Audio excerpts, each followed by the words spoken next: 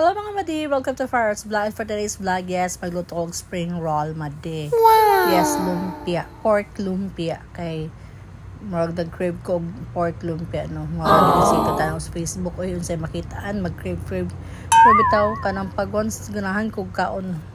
Magbuhat yung kumadi. So karon nagpalit ko wrapper dito sa Gaisano, madi. Kay gusto na ko kaning ngalin na wrapper. Kay saan ang wrapper bitaw na kanang ordinary na wrapper lang sana bitaw sa mga merkado. So try na ko ning wrapper good na sa Gaisano gipalit. So kay mas nice ang iyang kuando, nagbiak-biak lagi anyway.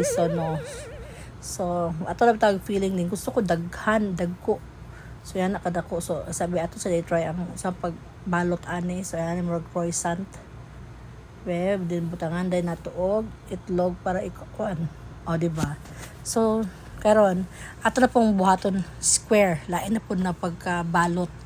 Atong i-try tanan mga madi. So kana ba din nag voice kuan ko no kay saba kay mga sakyanan inang labay di madungog akong tingo. So karon ana po daghan po ang feeling kay gusto ko abunda. So kanya na pud madi straight. I mean square. O kan mas masyada ni kay ma-cover gid siya tanan no. So di ba amay mas prefer kani isa or kani isa di mas nice yung isa.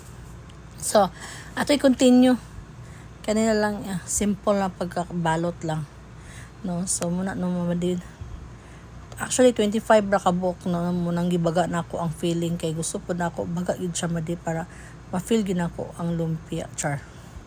Anak mo di di ba di na klaro di na magisi. So ato di bitang itlog. So padayon ta madi. So anyways, thank you for watching. Alam mo bang minamahal ko siya at tunay ang aking nadarama.